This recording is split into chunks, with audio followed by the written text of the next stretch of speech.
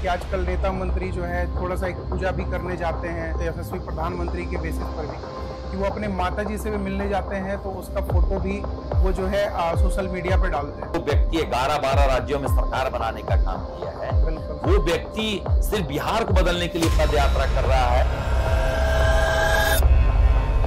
तुम public servant हो, public तुम्हारा नौकर नहीं है। हमारे पैसे से तुम जी खा रहे हो, हम तुम्हारे पैसे से नहीं जी खा रहे। कि तुरंत 10 मिनट के अंदर इमीडिएट इफेक्ट के साथ जो है शराबबंदी जो है पूरी तरीके से खत्म कर दिया। सरकार भेजी, उसका आपको घूस मांगा, सीओ साहब आपका काम किया कि नहीं किया ये मुझे बताओ। अगर 1% उसका आ गया तो चैम्बर में घूस को उसको वहीं बंद करके व्यवस्था उसकी मजबूत कर दी जाएगी।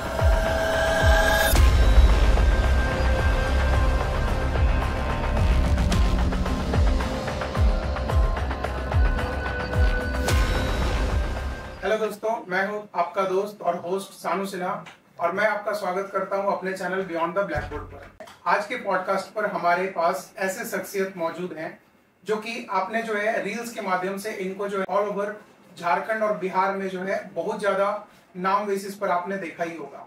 कुछ लोग जो है इनको सरपंच जी के नाम से जानते हैं, इनके विपक्षी लोग जो है इनको लैंड माफिया भी बोलते हैं, बट आप लोगों ने इनको जो है गोल्डन मैन, बिहार के गोल्डन मैन के नाम से भी जानते होंगे।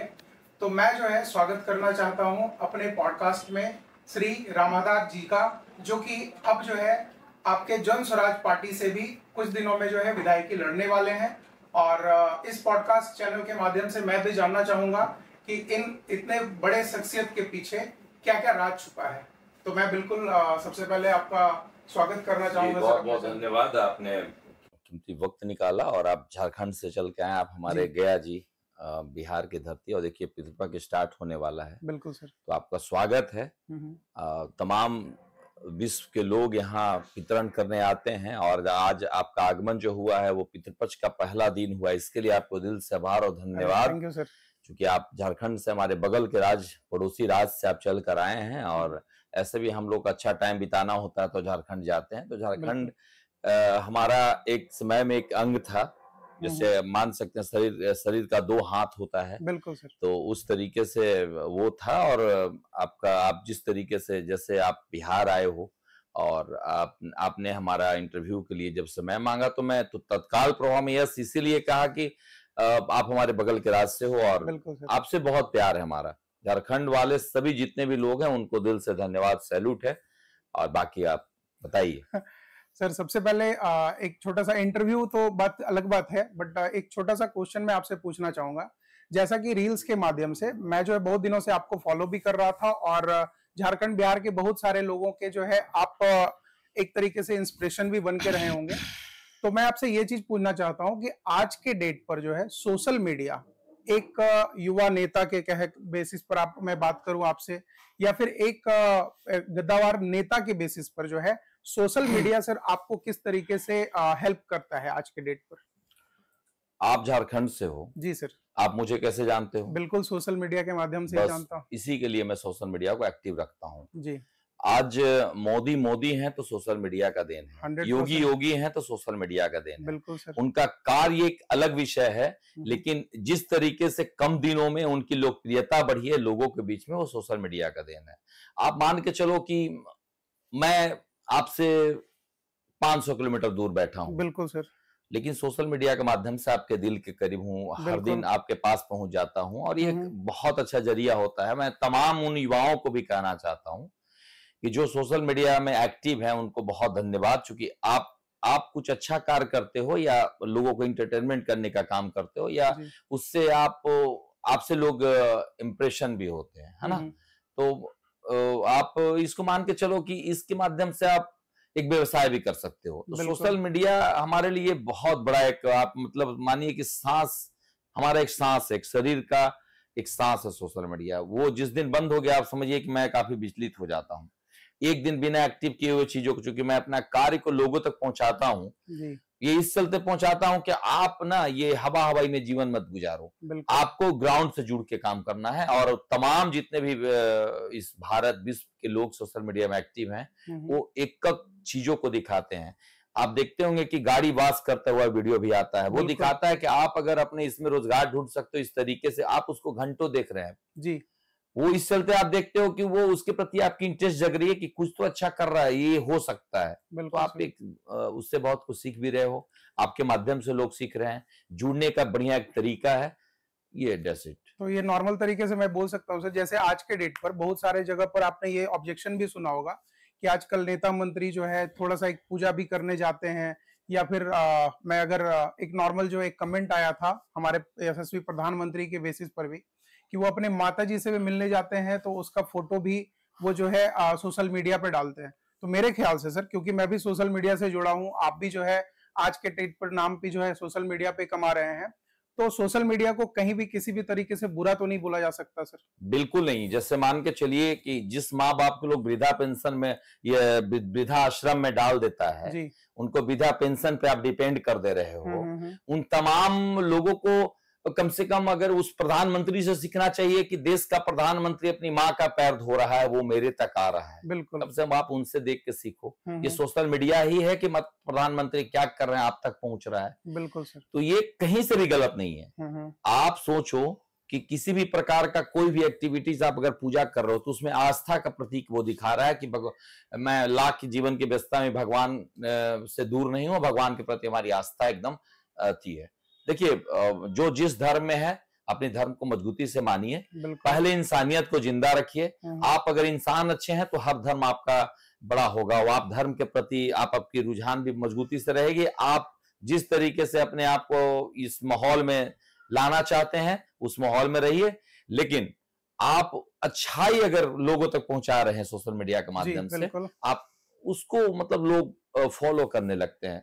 मैं कई लोग मैं अपनी माँ का भी वीडियो डालता हूँ। जी सर, बिल्कुल। मैं बैठा रहता हूँ, माँ बचपन में जैसे खाना खिलाती थी आज भी वैसे खाना खिलाती है। मैं हर दिन जमीन पे नीचे बैठकर खाता हूँ और माँ बगल में बैठी होती है, जो कि मैं आप समझ लो कि ये भाग दौड़ भरी जिंदगी में एक माँ ही ऐसा होती है कि आपका कभी भी आते समय ये नहीं पूछेगी कि बेटा तुम कितना कमा कर आए हो, ये पूछेगी खा कर आए हो कि नहीं आए हो। बिल्कुल सर। तो उन तमाम लोगों को ये सोचना चाहिए जो अपने माँ बाप का कदर नहीं करते हैं। और ये एक बार आप भी दिखाओ ना, आप अच्छा कार्य करते हो, माँ को अच्छा रेस्टोरेंट में खाना ले जाकर खिलाओ, माँ को अच्छे जगह पे धार्मिक स्थानों पे घुमाओ, माँ को सेवा करो, माँ बाप का जितना सम्मान करना है करते हुए दिखाओ। कोई गलत इसमें नहीं है। सोशल मीडिया अगर इस पे आप अगर आगे बढ़ रहे हो और लोग आपको प्यार भी करेंगे। आप जिस दिन से स्टार्ट करना मेरी बात को रिकॉर्ड करना कि भैया ने कहा था, वो आगे बढ़ेंगे, क्योंकि माँ बाप इस धरती पे सबसे पहला भगवान वही है, इसके बाद बाकी सब चीजें। बिल्कुल सर। और एक चीज मैं ये चीज पूछना चाहूंगा सर कि मैं जहां भी आपका छोटा बहुत क्लिप देखा हूं, आपका अलग अलग टाइप का सेमिनार या रैली जहां पे भी आप जाते हैं, आपका जो है ना सर एक छवि दबंग नेता की तरह उभर के आ रहा है। तो उसमें क्या होता है कि बहुत जगह मैंने देखा है कि आप किसी को समझाते समय भी एग्रेसिव थोड़ा हो जाते हैं। तो इस पॉइंट को लेकर जो है आप अपने व्यूअर्स को क्या समझाना चाहेंगे सर कि ऐसा तो मेरे ख्याल से मैं जितने देर से भी आपसे मिल पा रहा हूं या फिर आपसे मिला हूं, उतना तो मेरे को नहीं लगता कि आप किसी एक पॉइंट को लेकर अगर एग्रेसिव होते हो तो उसको समझाने का बिल्कुल ट्राई करेंगे। नहीं, मैं कभी एग्रेसिव नहीं होता हूँ। खास करके भीड़ जितनी भी आती है वो भगवान का आशीर्वाद है। लोग आपको प्यार करते हैं तो आपके पास आते हैं। बिल्कुल। और मैं कहीं भी जाता हूँ, ये छवि लोगों ने बना दिया है कि ये दबंग।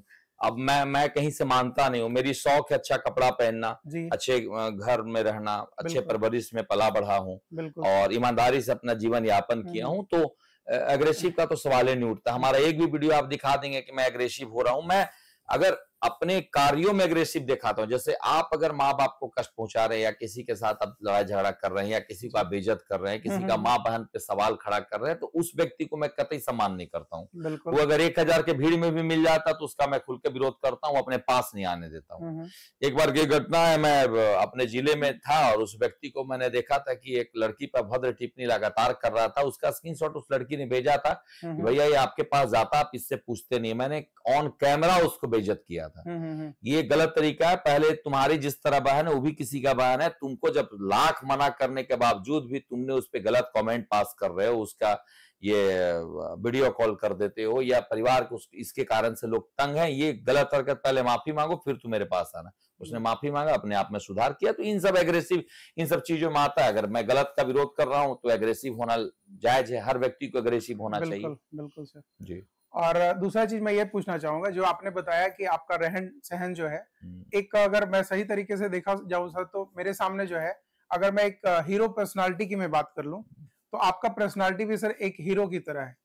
तो आप जो है मतलब गांव बिहड़ देहात में जो है आप नेतागिरी को चुनकर जो है क्यों आगे बढ़ना चाह रहे हैं? मैं चाहता हूं सर कि आपके पास भी ऐसा ऑलरेडी जो है आपके पास सारा रिसोर्सेज है कि आप भी जो है हमारे बिहार के नेता जो चिराग पासवान है उनकी तरह भी आप बॉलीवुड में भी एक बार ट्राई कर सकते थे सर।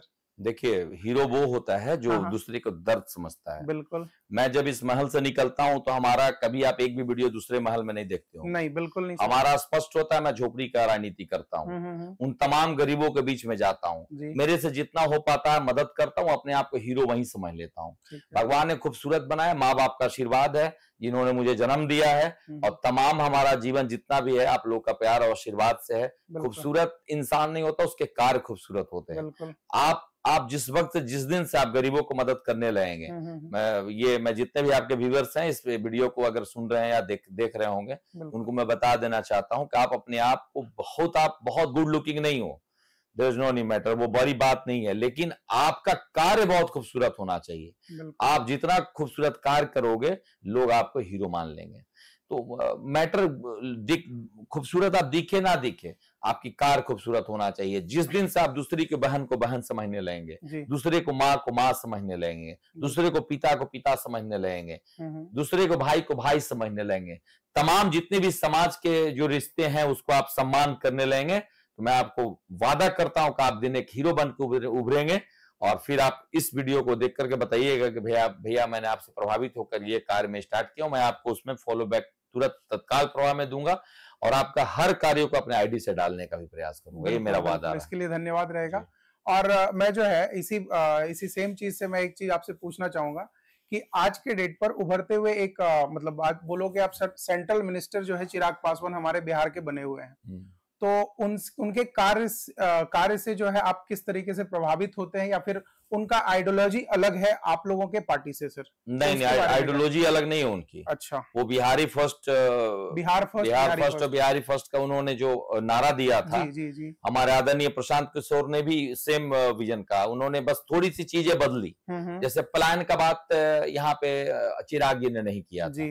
कहा कि पलायन रुकना चाहिए और बिहार में रोजगार मिलना चाहिए, जितने भी रोजी रोजगार है बिहार में मिलना चाहिए, शिक्षा व्यवस्था मजबूत होनी चाहिए। ये थोड़ा सा ये यहाँ से अलग होता है, लेकिन वो व्यक्ति डाई हॉनेस्ट है, कभी भी अपने बिहारियों का आवाज बन के उभरा है, और युवा है, बहुत खूबसूरत है।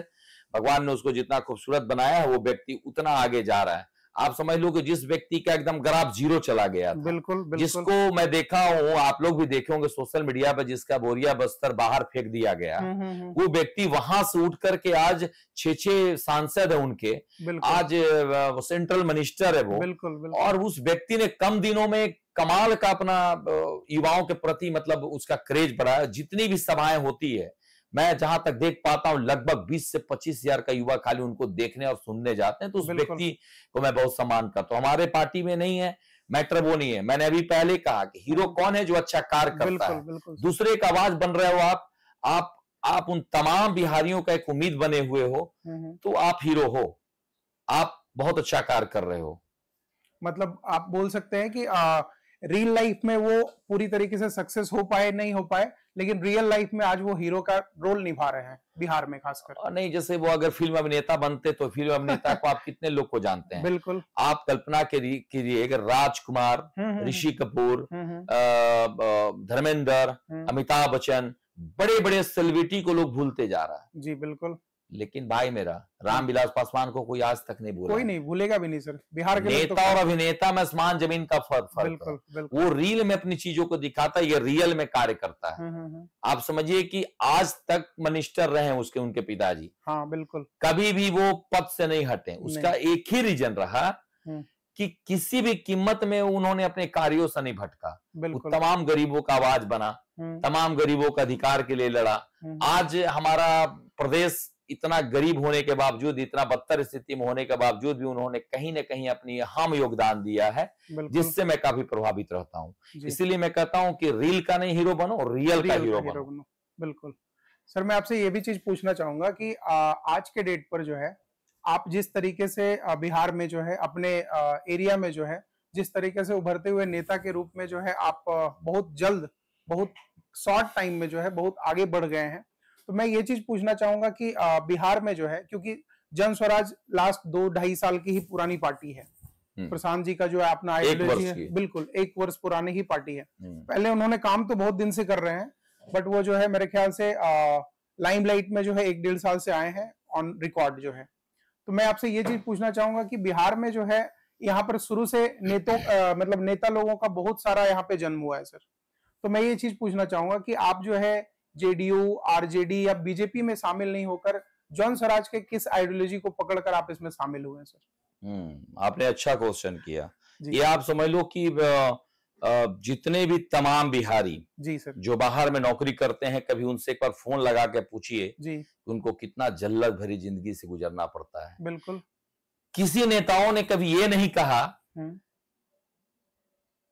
वो ट्रेन इस चलते चला रहे थे कि यहां से भर भर के रोजी रोजगार के तलाश में लोग दूसरे प्रदेश में जाए। बिल्कुल। कभी किसी नेता ने ये नहीं कहा था कि मैं ट्रेन वहां से वापस आपको बुला करके भर के लाऊंगा और आपको इस बिहार में, इस आपके मातृभूमि में जहां पे आपका जन्म स्थान है, यहां पे रोजी रोजगार दूंगा। आप कल्पना कीजिए कि किसी व्यक्ति का एक बेटा है, वो बेंगलोर में काम करता है और उसका माँ बाप का मृत्यु हो जाता है या कोई भी घटना हो जाए, भगवान न करे कि साथ घटना हो, तो उस व्यक्ति को आने में 4 दिन लग जाता है जो 20,000 का वहां नौकरी कर रहा है। बिल्कुल भाई साहब, आप कल्पना कीजिए कितना बिहार का बदतर स्थिति था, लेकिन किसी नेताओं ने आवाज नहीं उठाया। लेकिन हमारे प्रशांत किशोर ने आवाज उठाया कि इसी बिहार में रोजी रोजगार मैं आपको दूंगा। आप समझ लीजिए कि यहाँ पे शिक्षा व्यवस्था इतनी कमजोर हो गई थी कि सिर्फ पैसे के अभाव के कारण से बहुत टैलेंटेड बच्चे जो पढ़ने में काफी ब्रिलियंट, वो पढ़ाई छोड़ दे रहे थे। बिल्कुल। उनको कोई सहारा करने वाला नहीं था, किसी तरीके का कोई मदद करने वाला नहीं था। तो उन तमाम हमारे नौजवानों के लिए एक प्रेरणा बन करके उभरे। इन्होंने एक उम्मीद जगाया कि आप अगर पढ़ने में सक्षम हो तो उसका पूरा खर्चा मैं उठाऊंगा। इसके लिए मैंने इस पार्टी से जुड़ा। हॉस्पिटलाइज की आप स्थिति देख लीजिए कि स्वास्थ्य केंद्र है, किसी तरह का घटना दुर्घटना आपके साथ होता है, यहां से तुरंत रेफर कर देता है। बिल्कुल भाई मेरा, मुझे जरूरत है ऑक्सीजन का, वेंटिलेटर का, मुझे जरूरत है यहाँ पे ब्लड का, मुझे जरूरत है एक्सरे का, मुझे जरूरत है यहाँ पे तत्काल प्रभाव में अच्छे ट्रीटमेंट का, वो कहाँ आज तक हो पाया। लेकिन प्रशांत ने कहा कि नहीं, जो भी स्वास्थ्य केंद्र होगा तमाम सुविधाएं वहां पर मौजूद होगा। आप बहुत क्रिटिकल कंडीशन में आपकी स्थिति रहेगी तभी दूसरी जगह आपको यहां से रेफर किया जाएगा। ये आवाज बना है, उस व्यक्ति ने उठाया। वृद्धा पेंशन एक अहम मुद्दा यहाँ का बना रहता था। बुजुर्गों से आप वोट लेते हो, उसका वोट का मान ये कभी नहीं रहता है कि आगे या पीछे किसी तरीके का कुछ हो, लेकिन जिस तरीके से 400 रुपये आज के महंगाई में दिया जा रहा था उन तमाम बुजुर्गों को, उसके लिए प्रशांत ने आवाज उठाया कि नहीं, कम से कम वृद्धा पेंशन 2000 होना चाहिए जी। तो 2000 जब अभी नीतीश कुमार या वर्तमान सरकार ने 1100 रुपया करने का काम किया, मैं बहुत धन्यवाद उनको करता हूं, क्योंकि हमारी आवाज को आपने सुना, हमारे दुख दर्द को समझा, इन मुद्दाओं पे चर्चा हुआ और आपने उसको कितना किया, 1100 रुपया किया। लेकिन मैं इससे भी खुश नहीं हूं। मैं धन्यवाद तो दे रहा हूं चूंकि आपने इसको बढ़ाने का काम किया, लेकिन मैं बहुत बहुत आपको धन्यवाद उस दिन करूंगा कि जिस दिन, अब तो खैर आपको बहुत धन्यवाद करने की स्थिति नहीं है, वो हम लोग आ रहे हैं, आने वाला 90 दिन बाद हम लोगों की सरकार बनेगी जन स्वराज की, वो गारंटी है। लोगों में जितना जुनून है बिहार बदलने की, जो एकदम लोगों ने जो कसम खा लिया है, ये चीज मैं तमाम उन बुजुर्गों को मतलब विश्वास और भरोसा दिलाता हूं आपके चैनल के माध्यम से कि 2000 उनको हर महीने दिलवाने का काम करूंगा। उन माताएं एवं बहनों को जो खाना बनाने वाले से बना करके लोगों ने छोड़ दिया है कि खाना बनाइए, बाल बच्चा आपका है, पढ़ाइए लिखाइए, मामला आपका यहीं पर समाप्त होता है। लेकिन हमने कहा कि नहीं, जिस तरीके से एक पुरुष को अधिकार इसमें दिया गया है, आपको सालाना का 5 लाख रुपया बिना किसी गारंटी का आपको सरकार देने का काम करेगी जब हमारी सरकार बनेगी।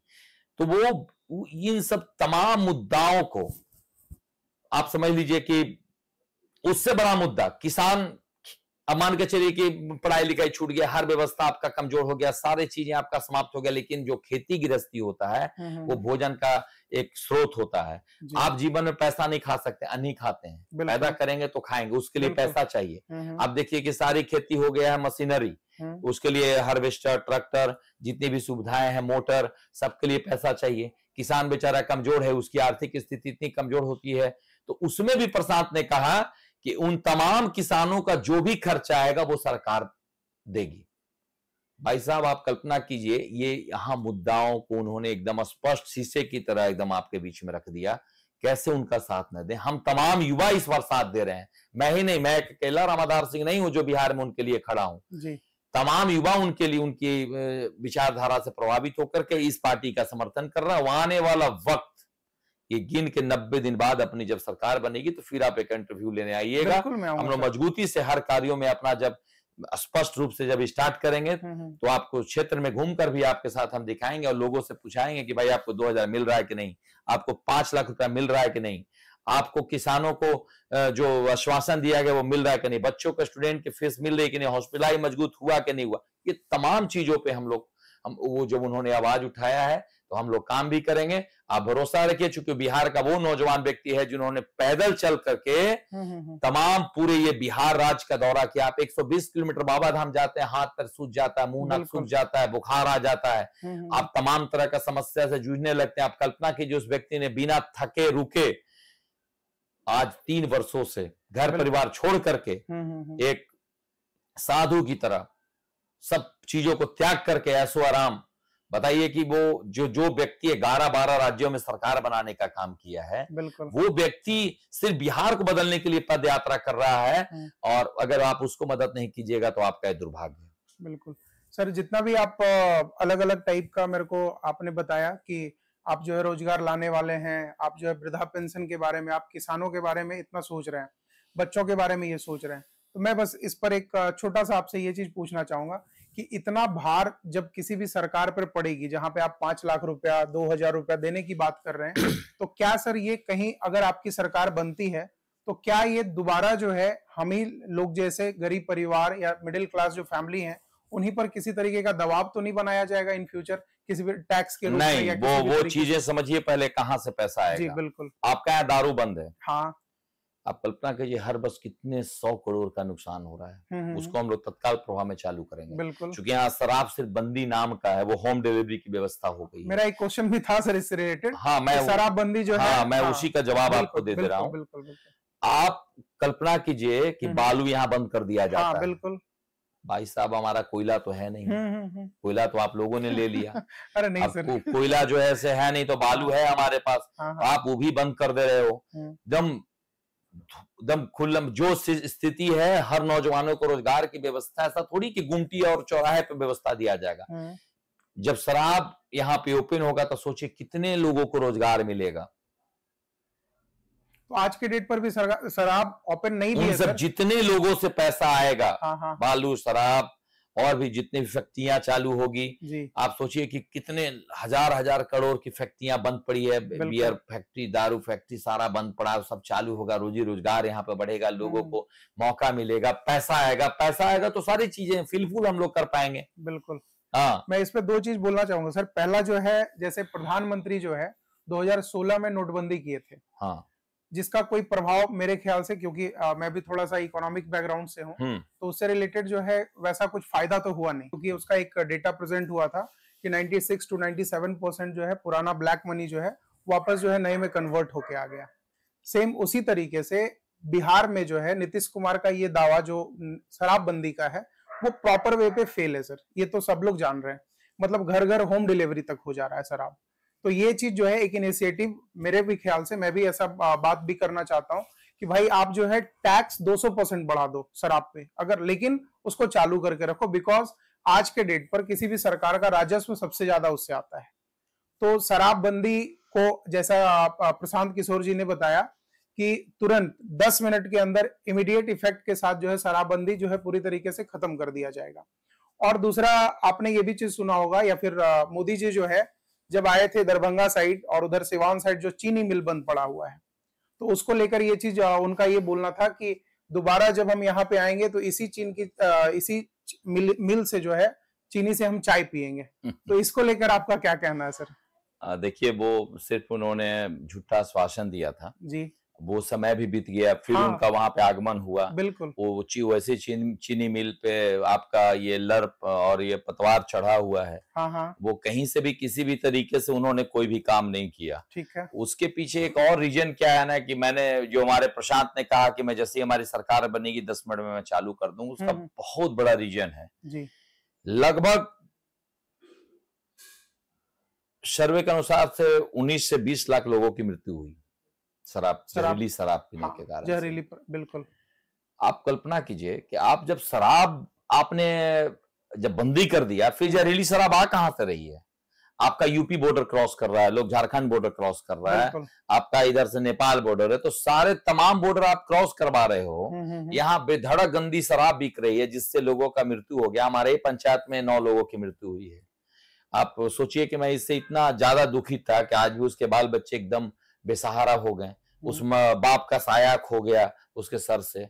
तो इससे आप इसमें एक रूल रेगुलेशन फॉलो करो। बिल्कुल। क्या आपको इतना ही शराब मिलेगा पीने के लिए? कम से कम ये जो रेवेन्यू तो मर ही रहा है, लोग भी मर रहे हैं।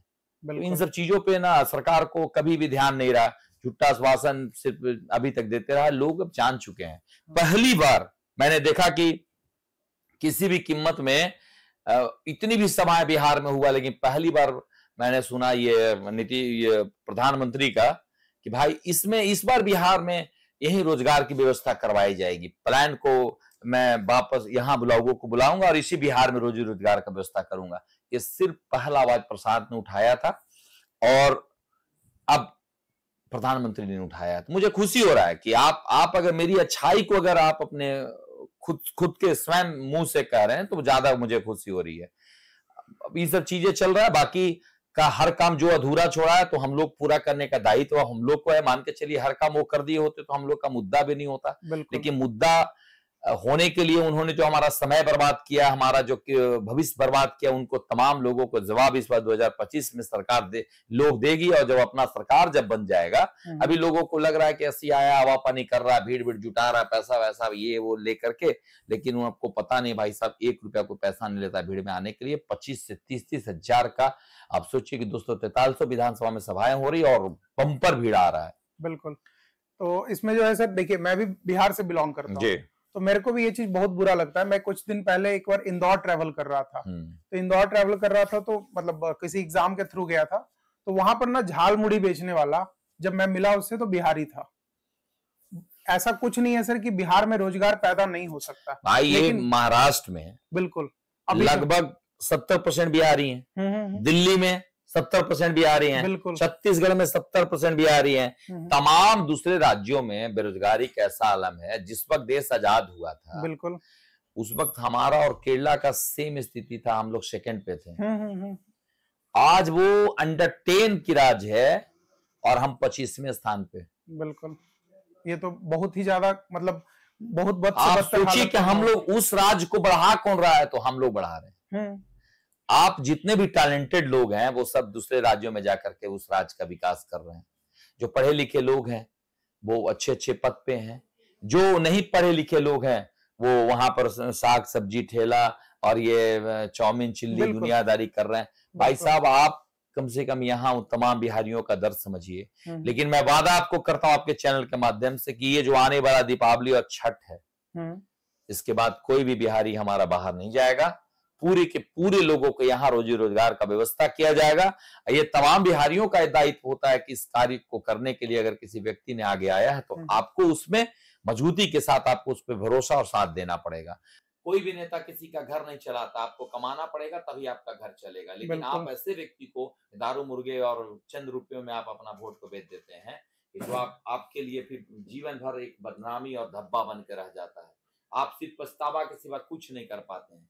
आपको किसी भी कीमत में इस बार अपने बच्चों के भविष्य को देख करके, आप दूसरे मोदी का सीना 56 इंच है, बहुत गर्व की बात है, हमारे देश के प्रधानमंत्री हैं, लेकिन आपका बच्चा का सीना सिकुड़ के 16 इंच हो गया, वो कभी नहीं दिखता है।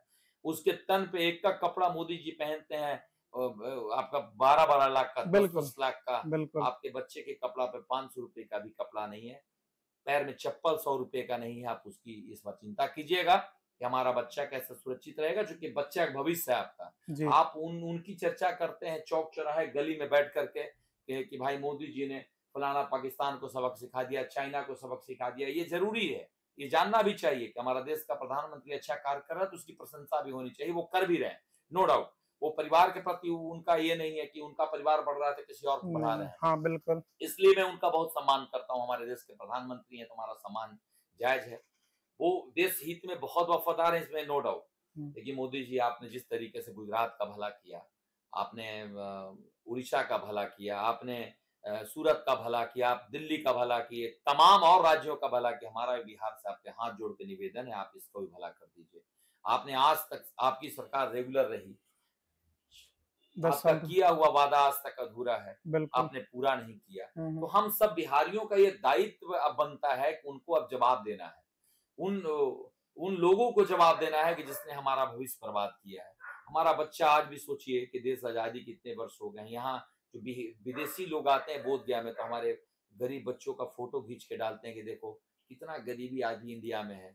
वो लूट के लेके चले गए हैं, उससे उनको दिखता नहीं है। वो जो आज चमक रहा है उनका इंग्लैंड और ये ब्रिटेन और कश्मीर हमारा ही पैसा से चमक रहा है। वो जितने भी यहाँ से सोना का चिड़िया कहा जाता था, हमारे देश को लूट के लेके चला गया। लेकिन चलिए, लेके चला गया, उसकी लड़ाई हम हमारे पूर्वजों ने लड़ा, हमारे तमाम धर्म के लोगों ने लड़ा। आज देश आजाद हुआ है, लेकिन आज भी हमारा बिहार गुलाम है।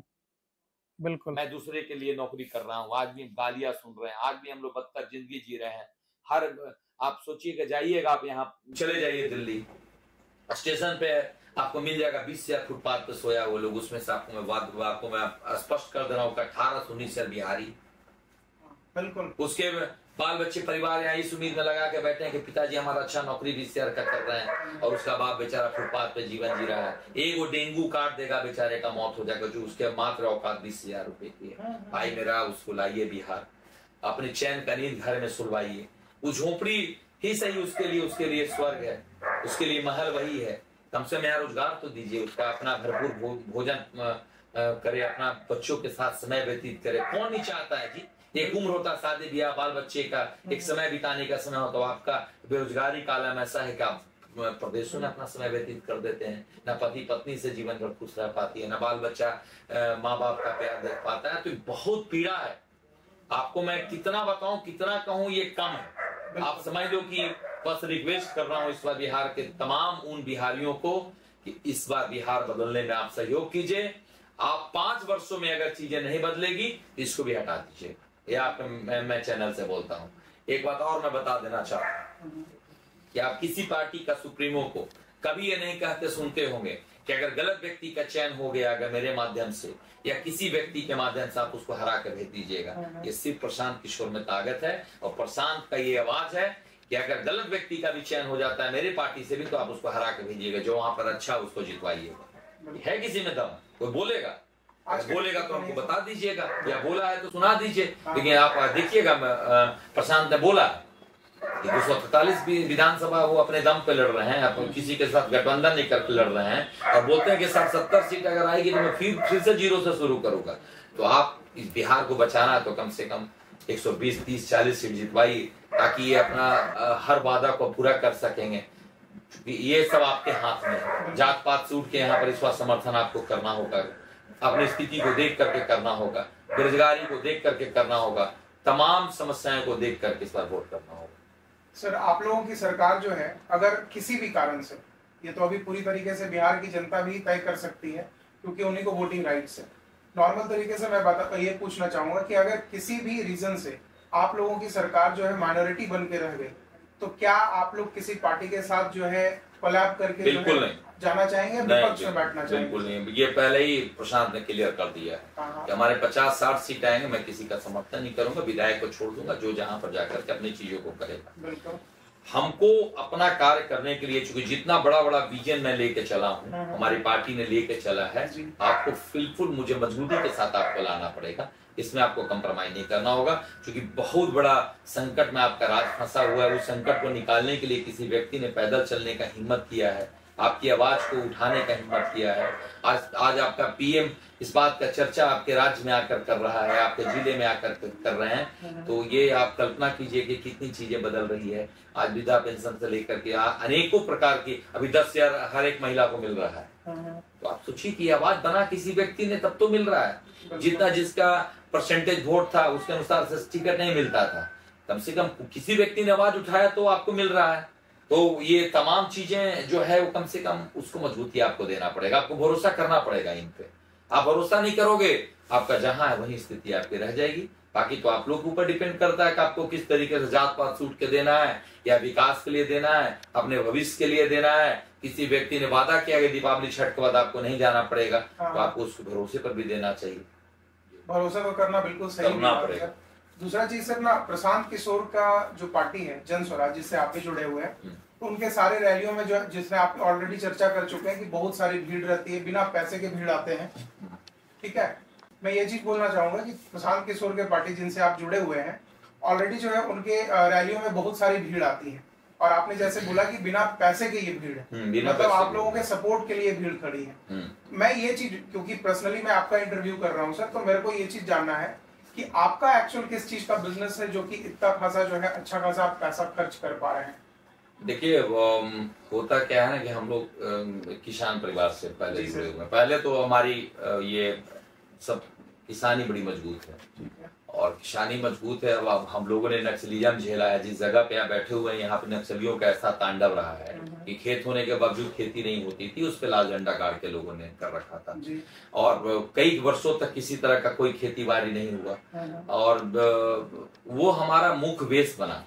उसको लगा कि सब चीज समाप्त कर देंगे, जो खेती नहीं होगा तो सब लोग चीजें बेचना स्टार्ट करेगा, लेकिन हमने उस सब चीजों का, हमारे पूर्वजों का संपत्ति को हमने बचा कर रखा। ठीक ठाक खेती गृहस्थी है, उससे अच्छा खासा धान गेहूं पैदा कर लेते हैं। इसके बाद हमारा जो बिजनेस है प्रॉपर्टी का बिजनेस है, और इन सब चीजों से आय का स्रोत है, जिससे एक अपना अच्छा जीवन यापन। आपके सर कुछ विपक्षी लोग भी हैं जिनको कह के ऑलरेडी मैं आपके आने से पहले थोड़ा बहुत आपके बारे में सर्च कर रहा था, तो आपके विपक्षी लोग का कुछ क्या कहना है कि रामाधार सिंह जो है वो लैंड माफिया है, इसके बारे में आप क्या जवाब देना चाहेंगे? माफिया इसमें क्या है? अब प्रॉपर्टी मैं खरीदा हूँ किसी का जी, या उसको मैं खरीद रहा हूँ तो बेचता भी हूँ, इसमें लैंड माफिया क्या हो गया? किसी का कब्जा कर लूं 100-200 बीघा, यहाँ तो लोग 100-200 बीघा वाला से जाकर पूछिए जो कब्जा करके रखे हैं इस बिहार में। कई कॉलेज कब्जा करके रखे हैं, किसी का घर कब्जा करके रखे हैं, किसी का जमीन कब्जा करके रखे हैं। अगर एक रिकॉर्ड हो जाएगा कि मैं किसी का जमीन कब्जा के रखा हूं, तो मैं आपके कैमरा के सामने बोल रहा हूं कि आप जो बोलेंगे मैं स्वीकार करूंगा। भाई अगर मैंने संघर्ष से चीजों को किया है, मैं खरीद बिक्री का काम करता हूँ। वो जनरली हर व्यक्ति, बड़े बड़े बिल्डर हैं, मैं उनके साथ मिलजुल करके काम करता हूँ, और अब इसमें लोग कुछ बोल देते हैं तो उसमें मेरा कुछ नहीं। लेकिन आप इतना जान लो, प्रॉपर्टी का काम ईमानदारी से पैसा देता हूँ, जिससे जमीन लेता हूँ, इसके बाद उस जमीन को कुछ मुनाफे में बेचता हूँ, बस यही हमारा काम। दूसरा चीज सर ना, एक आपका वीडियो वायरल हुआ था, जैसे आप अभी महिलाओं का सम्मान के बारे में बात कर रहे हैं, एक वीडियो आपका वायरल हुआ था सर कि आप किसी फंक्शन में जो है, क्योंकि मतलब इस एरिया में जो है, मतलब बिहार के कुछ हिस्सों में जो है ऑर्केस्ट्रा का एक अलग चलन चला हुआ है, तो उसमें जो है आपको एक डांस करते हुए वीडियो मैंने देखा था सर। अच्छा, मैं डांस कर? हाँ, एक जगह तो दिखा था मेरे को ऐसा। नहीं, तो नहीं, वो वीडियो जो था वो हमारा जन्मदिन का था। अच्छा। उसमें हुआ क्या था कि एक बहुत सारे, देखिए ये आपको देखने का नजरिया थोड़ा सा बिल्कुल सर। वो एक कलाकार है, ठीक है, मैं यहाँ बैठा हूँ, आपके पास वो डांस कर रहा है, भाई देखने में क्या दिक्कत? इंद्र भी परी का डांस देखते बिल्कुल सर, बिल्कुल। तो भाई अगर रामाधार सिंह बैठ के देख लिया तो कौन सा गुनाह कर दिया? मैंने उसको कमर पकड़ा, हाथ पकड़ा, उसके नजदीक गया, मैंने उसको सटाने का प्रयास किया। अगर ये किया तो फिर मैं गलत मानता हूँ। भाई मैं देख रहा हूँ तो इसमें क्या गलत है? भगवान ने आंख दिया है, वो कलाकार है, वो अपनी कलाकारी को दिखा रहा है, मैं उसका सम्मान कर रहा हूँ। उसकी भी एक रोजी रोजगार का व्यवस्था, इसमें भी बात अभी हमने कर रहा था, वो एक कलाकार है, उसकी भी एक रोजी रोजगार है। कला का एक स्टेज होता है, अगर जो गाना गाता आप उससे गाना नहीं गवाइएगा, आप गाना को सुनिएगा नहीं, जो डांस करता उससे डांस नहीं करवाइएगा, आप देखिएगा नहीं, तो उसको कौन देखेगा? बिल्कुल भाई मैं उनको बता देना चाहता हूं जो पर्दे के पीछे देह का व्यापार करते और करवाते हैं, उनको सतर्क रहने की जरूरत है। हम अगर डांस देख करके अभी आप देखा आप कई जगह आपने एक और वीडियो देखा होगा कि यहाँ पर सांसद महोदय लिपट चिपट के भी डांसरों के साथ डांस कर रहे हैं और वो सांसद बन गए हैं। तो वो सब चीजों का तो मैं वैसा कुछ किया नहीं, अगर किया तो आप हमको प्रूफ दे दीजिए। वो चीजें चल रहा था, मैं बैठा हूँ। एक होता है ना कि जैसे अच्छी चीजें चल रही है तो एक अब 10 दोस्तों के साथ मेरे भी एक अपनी जीवन है उसमें बस वही चीजें था। उसको लोगों ने बड़ा इशू बना दिया कि भाई ये डांस मान। तो अगर मान के चलिए कि एक कलाकार का सम्मान उसमें कहीं से अगर मैंने खराब करने का काम किया है या उसका मान सम्मान में ठेस पहुंचाया है तो मैं मान लूंगा। अब पवन सिंह किसी का कमर छू दिया तो वो जायज है, रामाधार सिंह देख लिया तो वो गलत है। तो ये सब चीजें चलेगी, आम जीवन है, ये सब चीजों का बातचीत होते रहता है और चर्चा उसी का होता है जिसका नाम होता है। बिल्कुल सर। और ये भी चीज पवन सिंह का आपने नाम लिया है तो मैं इससे ये चीज पूछना चाहूंगा कि मैंने आपके अलग अलग रैलियों में आपके घर तक जो है बहुत सारे भोजपुरी फिल्म इंडस्ट्री को भी आते देखा है। मतलब बहुत सारे हीरो लोग जो हैं, हीरोइन लोग जो हैं, हीरोइन का मैं नहीं बोल सकता बिकॉज उनका वीडियो तो मैंने देखा नहीं सर, बट जो है पवन सिंह भी जो है आप मिले हुए हैं उनसे। प्रशांत किशोर जी जो है ऑटोमेटिकली इन सब चीज़ों से थोड़ा तो दूर मैं देखता हूँ उनको रहते हैं, है ना। तो भोजपुरी इंडस्ट्री से रिलेटेड आपका कैसा रिलेशन है सर? बहुत अच्छा रिलेशन है। पवन भैया बहुत बड़े गायक हैं और आप समझ लीजिए कि भोजपुरी का आप उनको साम्राज्य कह सकते हैं। उस व्यक्ति ने भोजपुरी को उस मुकाम पे पहुंचाया है ये लॉलीपॉप सॉन्ग से पूरे वर्ल्ड में उनको लोग सुनता है। उस गाने को विदेश में बजाया जाता है। उस व्यक्ति का जितना तारीफ किया जाए कम है और उस व्यक्ति को से संबंध हमारा इसके कारण से जुड़ा कि उस व्यक्ति ने कुछ मतलब बदलाव करने की कोशिश किया। उनको लगा कि नहीं मैं अपने क्षेत्र से चुनाव जीतूंगा और तमाम यहाँ पे फिल्म इंडस्ट्री बनेगी या अनेक जितने भी कलाकार जो भटक रहे हैं उनको अच्छा मौका मिलेगा। तमाम बेरोजगारों को रोजगार की व्यवस्था उन्होंने बात कहा। माँ बहनों का जितना भी है भरपूर प्रयास किया जाएगा स्ट्रॉन्ग करने में विधि व्यवस्था दे करके। तो इन सब चीज एक कलाकार में नहीं होता है। वो अपना गाना गाया वो उसके जीवन समाप्त। लेकिन पवन सिंह में मैं देखा हूँ लोगों को मदद करता। आप देखे होंगे कि बिजली रानी बड़ी कलाकार थी, तो किसी ने पूछा कैंसर से जूझ रही थी, पवन भैया ने जाकर के कि अभी जो बाढ़ आया बिल्कुल जाकर के पवन भैया ने वहां लोगों को मदद किया। तो उस व्यक्ति में बहुत बड़ा खासियत है। वो जितना बड़ा कलाकार है उतना बड़ा दिलेर आदमी है। बिल्कुल वो कई बार इतने बड़ा बड़ा कार्य किया ना, आप उसकी मतलब कल्पना नहीं आप कर सकते हैं। अच्छा, उस व्यक्ति में एक चीज और है, वो इतने बड़े ओहदे पे होने के बावजूद जब आप मिलिएगा तो एकदम उठ करके आपको गले लगाने का काम करता है। तो ये बड़ी बात है उस व्यक्ति को। इसीलिए हमने तपती धूप में उसके लिए संघर्ष किया। 1 महीना 10 दिन हम लोग उसका चुनाव का कैंपिंग किया और लोगों ने काफी इस पे सवाल भी खड़ा किया कि आपको क्या मतलब है। आप हमने कहा कि नहीं, मतलब पूरे विश्व में अगर कोई कहीं कोई अच्छा कार्य करता आप अगर सक्षम है तो जाकर उसको मदद कीजिए। अगर वो गलत कर रहा आप उसका साथ दे रहे हैं तब आप गलत कर रहे हो। तो पवन सिंह ग्रेट पर्सन। आज भोजपुरी से जुड़ने का रीजन पवन भैया है और जिस तरीके से उन्होंने अपने खूबसूरत आवाज से इस पूरे वर्ल्ड में अपनी पहचान बनाया है, लोकप्रियता बनाया है, हर लोग उनको जानता है। आज बिहार के लिए गर्व की बात है, हमारे समाज से आते हैं, मेरे लिए गर्व की बात है और तमाम युवाओं के लिए एक प्रेरणा स्रोत है कि आप अगर बहुत कुछ उनका सीख सकते हैं तो पवन सिंह से सीख सकते हैं कि वो आदमी कहाँ से उठ के कहाँ तक का सफर तय किया है। तो अभी जो है सर नियरेस्ट टाइम में जो है चुनाव होने वाला है जी, तो क्या हम लोग जो है विधानसभा चुनाव में उनको जन स्वराज पार्टी में देख सकते हैं? हम लोग तो रिक्वेस्ट किए हैं उनसे कि आप हमारी पार्टी में आइए जी, और उन्होंने आश्वासन भी दिया था, लेकिन अभी तक कोई कंफर्मेशन क्लियर नहीं है।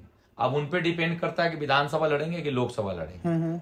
अब लोकसभा लड़े हैं, विधानसभा में शायद उनको अब क्या इंटरेस्ट है, लेकिन उन्होंने कहा कि चुनाव देखा जाएगा। अभी उन्होंने बहुत क्लियर नहीं किया है, लेकिन अगर क्लियर करेंगे तो मेरा पहला और ये रहेगा कि नहीं, किसी भी कीमत में पवन सिंह अगर चुनाव लड़े तो जनसुराज से लड़े, क्योंकि बिहार में बदलाव के लिए किसी व्यक्ति ने बड़ा ईमानदारी से बात किया और आप दिल के जितने अच्छे हो, लोगों को मदद करते हो, तो आपको किसी भी कीमत में आपको जनसुराज से आना चाहिए। बीजेपी ने आपको छलने का काम किया, आपको टिकट नहीं दिया, आपको इतने दिनों तक स्टार प्रचारक बना के रखा, टिकट भी दिया तो आसनसोल दिया जहां से आपको कोई लेना देना नहीं है। तो पवन भैया अगर आपको मौका मिले राजनीति करने का, वो आपको होम टाउन से मौका अगर किसी दे सकता तो वो आपका जनसुराज है। आप जनसुराज जैसे ज्वाइन करेंगे, आप जहां से चाहेंगे वहां से चुनाव लड़ेंगे और पूरे तमाम लोग लग करके आपको जितवाने का काम करेंगे। बिल्कुल। जैसे उन्होंने जो है काराकाट में भी जो सांसद का चुनाव लड़ा था, तो बहुत ही कम मार्जिन से वो हारे हैं सर चुनाव। इससे ये चीज लगता है कि उनको कितना पब्लिक जो है ऑलरेडी सपोर्ट करता है। तो विधानसभा चुनाव में भी अगर आते हैं तो मेरे ख्याल से जो है बहुत ही अच्छे तरीके से वो जो है जाना चाहेंगे विधानसभा में, अगर वो आना चाहे तो। वो उनके ऊपर डिपेंड है, वो थोड़ा सा मुड़ियल आदमी है। वो उनका रहता है कि अभी इच्छा हो गई कि ये काम करना है तो करेंगे। हाँ। और नहीं रहा तो लाख भी आप कर दोगे तो नहीं करेंगे, ये उनकी खासियत। बिल्कुल। सर मैं आपकी जीवन शैली को जो थोड़ा बहुत जज कर पाया उसके बेसिस पर एक साउथ इंडिया का मूवी था राणा दुग्गवती का, कभी अगर मौका मिला हो या आप देखे होंगे, मैं ही राजा मैं ही मंत्री। नहीं मैं नहीं देखा, तो बिल्कुल देखिएगा सर, है ना। उसके जीवन शैली से रिलेट करता है क्योंकि वो भी जो है पहले गांव में पैसा लोगों को थोड़ा बहुत इंटरेस्ट पर देते थे, बाद में उनकी वाइफ को किसी तरीके से सरपंच जी जो है उनको पूजा करने नहीं दिए, तो फिर वो जो है उनके लिए सरपंच बने, बाद में एक मिनिस्टर बने, एमएलए बने। तो मैं इससे रिलेटेड आपसे बस एक क्वेश्चन पूछना चाहता हूँ कि क्या जो है आप कल होके अगर किसी भी तरीके से जन स्वराज, जो कि मेरे को तो यहाँ पर लग रहा है सर, लेकिन क्वेश्चन है तो पूछ ही सकता हूँ, जो व्यूअर्स को आप बता भी सकते हैं कि अगर किसी भी तरीके से जन स्वराज जो है यहाँ पर आपके क्षेत्र में अगर आपको टिकट नहीं देती तो जो भी लोग यहाँ पर आते हैं जन स्वराज से, क्या आप उसका फुल सपोर्ट करेंगे? देखिए पार्टी का जो पहले पार्टी है फिर आप हैं। बिल्कुल सर। आप पार्टी आप पार्टी के पास गए हो, पार्टी आपके पास नहीं है। बिल्कुल। तो इसमें अब चाहिए कि मान के चलिए कि अगर मेरी सारी विचारधारा पार्टी के पास मैंने रख दिया है जी, क्षेत्र से उनका रिव्यू गया है, सब ठीक ठाक गया है मेरे प्रति, और पार्टी का झंडा जो उठाता है शायद उसको मौका मिलना चाहिए। बिल्कुल सर। आप अगर किसी पार्टी को खड़ा करने में एक नेता का अहम योगदान होता है, आप पार्टी बना दोगे, आपसे कोई जुड़ेगा नहीं तो पार्टी का कोई मतलब नहीं रह जाएगा। तो इसमें मेरे ख्याल से एक पुराने कार्यकर्ता होने के नाते मौका मुझे मिलना चाहिए। अगर नहीं भी मिलता है तो मैं इसको बहुत विरोध नहीं करूंगा। हमारा कहना है कि अगर पार्टी को लगता है कि हमसे बेहतर विकल्प अगर पार्टी के पास है, क्योंकि प्रशांत ने कहा कि अगर हमसे अच्छे व्यक्ति का चयन नहीं होता है तो आप उसको हरा दीजिएगा। तो ये तो पार्टी तय करेगी, जो खुद बोल रही है कि हमसे भी अगर मिस्टेक हो तो उनका इस तरीके का काम कीजिएगा हराने का। तो इसमें सबसे पहला आपको ध्यान देना है कि पार्टी एक अच्छे साफ सुथरे छवि व्यक्ति को मौका दे जी। और जिस तरीके से बड़ी बड़ी पार्टी के विरोध में जाकर कोई चुनाव लड़ेगा तो वो मजबूत हर चीजों से होना चाहिए। अगर नहीं भी होता तो पार्टी उसको व्यवस्था देगी, लेकिन छवि साफ सुथरी होनी चाहिए, उस पर हर समाज वर्गों का वोट लेने की ताकत होनी चाहिए, और किसी भी कीमत में जीत का गारंटी उसके चेहरे पे एकदम दिखना चाहिए। उस पर पार्टी को इतना भरोसा होना चाहिए कि नहीं ये व्यक्ति को मैं दूंगा तो वहां से टिकट निकालेगा। अगर उस कैटेगरी में मैं आता हूं तभी हमको टिकट दे, और नहीं आता है तब मैं पार्टी का समर्थन करूंगा, उसमें कहीं किसी तरह का कोई विरोध नहीं। पार्टी आगे जाएगी तो बहुत सारा कार्य हमारा बढ़ेगा। हमारा क्षेत्र में काफी विकास रुका हुआ है। अगर हम लोग आपस में व्यवस्था पाल लेंगे कि हमको पार्टी टिकट नहीं दे, हम फलाने को हरा देंगे या उसको नहीं सपोर्ट करेंगे तो ये दिक्कत है। बीच में आप हमारा एक बयान सुने हुए कि नहीं देगा तो इसमें हम लोग विरोध करेंगे। बिल्कुल। लेकिन उससे मैं साफ उसके लिए मैंने नहीं कहा था, हमने कहा कि पुराने कार्यकर्ता को मौका न मिल करके अगर नए कार्यकर्ता को मौका पार्टी देती है तो उसको यहाँ के लोग हरवा देंगे, क्योंकि वो नए लोगों से बहुत विचारधारा से प्रभावित नहीं हो रहे हैं। वो पुराने लोगों से हर पार्टी की विचारधारा हम लोग बताने का काम किए हैं, लोगों को यहाँ पर जुड़वाने का काम किया, उनको इस पार्टी का सदस्यता दिलवाने का काम किया। वो काफी दूसरे पार्टी से आपके पार्टी में आए हैं। मात्र पार्टी का 1 वर्ष हुआ है, 1 वर्ष में सगाटी विधानसभा इतना चीजों से झेलने के बावजूद आपका सदस्यता ग्रहण कर रहा है, आपके साथ चलने के लिए खड़ा है। अभी सफल सभा समाप्त हुआ है 2 दिन पहले। तो उन तमाम चीजों में एज ए हम लोग एक प्रत्याशी होने के नाते या जन स्वराज का सदस्य होने के नाते हमने जो उसके दिल में जो जगह बनाया है, उस स्थिति में आप अचानक कल आए हुए लोगों पे अगर भरोसा करती है तो वो थोड़ा सा माइनस वाली स्थिति होगा। लेकिन अगर पार्टी को लगता है कि नहीं कल आया हुआ व्यक्ति भी अगर सही है तो मैं उसका समर्थन करूंगा, इसमें कहीं कोई दिक्कत नहीं। और कुछ ऐसा भी न्यूज है सर, क्योंकि प्रशांत किशोर से भी बहुत सारे लोगों ने इंटरव्यू लिया है, एक जो है जन स्वराज का मेंटेलिटी कुछ लोग ऐसा बना रहे हैं कि ये जो है पार्टी वोट कटवा पार्टी। अच्छा, तो इसको लेकर आप क्या बताना चाहेंगे सर हमारे व्यूअर्स को? अभी तो 3 महीना बाद पता लग जाएगा कि कौन वोट कटवा है, कि प्रॉपर यहाँ काम कर रहा है। आप भीड़ देख सकते हैं। आपका अभी एक मैं वीडियो देख रहा था लवली आनंद जी का, उसमें सारी कुर्सियां खाली थी। बताइए, लवली आनंद आज के नहीं, बहुत पुराने हमारे मतलब लीडर है वो, और आनंद मोहन की वाइफ है, इतने बड़े राजनीति फैमिली से बिलोंग करते हैं, अब उनकी सभा में भीड़ नहीं होना ये कितना दुख की बात है। और एक मामूली सा हम लोग सभा करते हैं, मामूली सा, जिसको हम लोग बिहार बदलाव सभा का नाम दिया है। हम लोग हर प्रत्याशी को करवाना है 5 सभाएं 4 सभाएं, उस सभा में 2000 लोग आ रहे हैं। बिल्कुल आप देखिए परिवर्तन तो यहाँ हो गया है।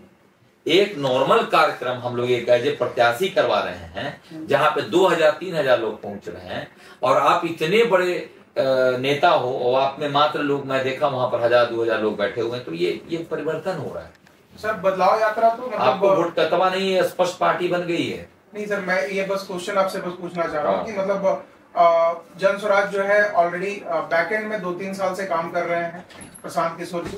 काम तो 10-15 वर्षों से कर रहे भाई साहब, कई राज्यों में जाकर के इन्होंने सरकार बनाया है। इस बार बिहार का हाथ थामा है, हम तमाम बिहारियों का भरोसा दिलवाने का काम कर रहे हैं। अगर हम लोग उनको मदद और सहयोग करते हैं तो व्यक्ति 1 वर्ष मत बोलिए, वो यहाँ 3 वर्ष से पैदल यात्रा कर रहे हैं।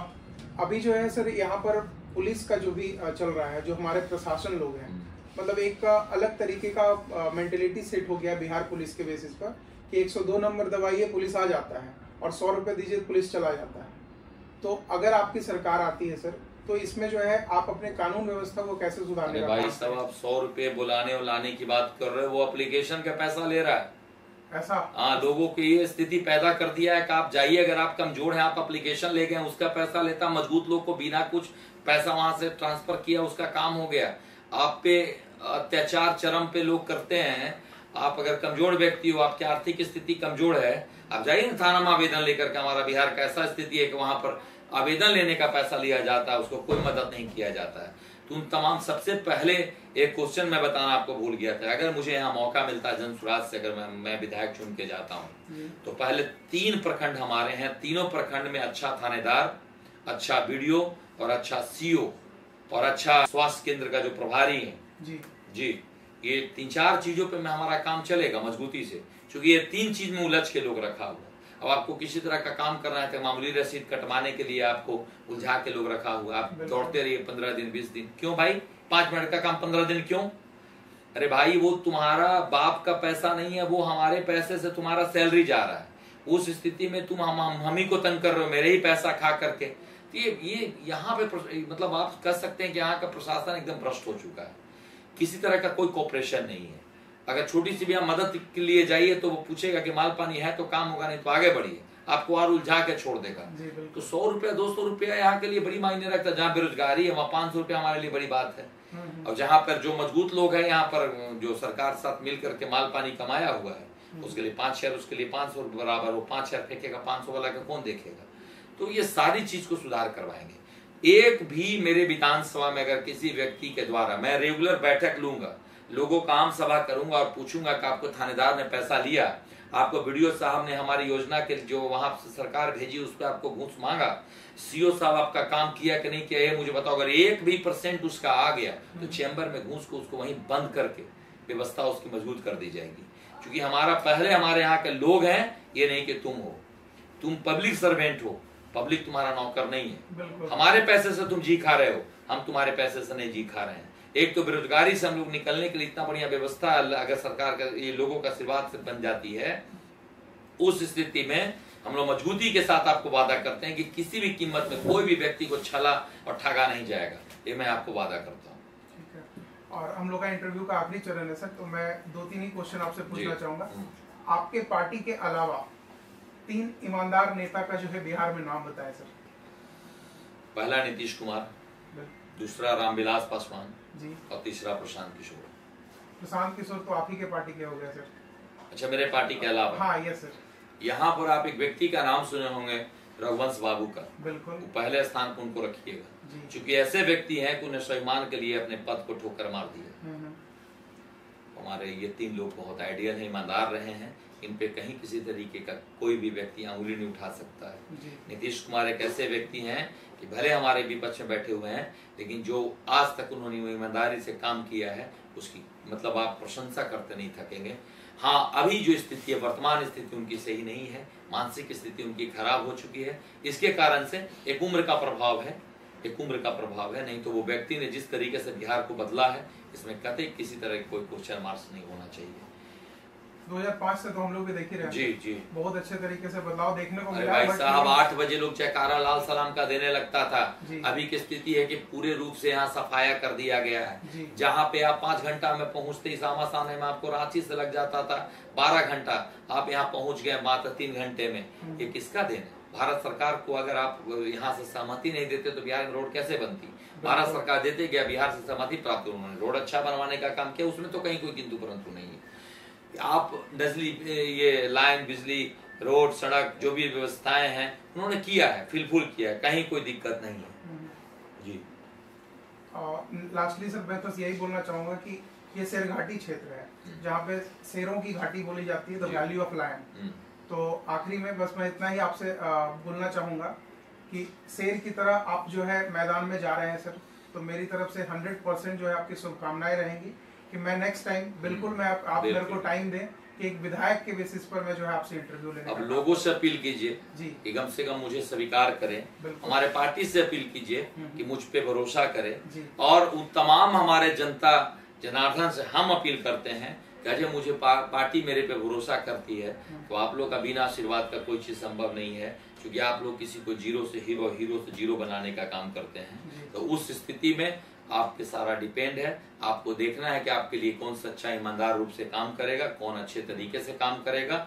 आने वाला वक्त में जिस तरीके से हर चीज आपने खोया है, आज अगर एक व्यक्ति के माध्यम से, एक व्यक्ति का सहयोग से, एक पार्टी का सहयोग से सब चीज अगर मिलने का अपॉर्चुनिटी आपके पास है, तो आप मुझे एक मौका जरूर दीजिएगा।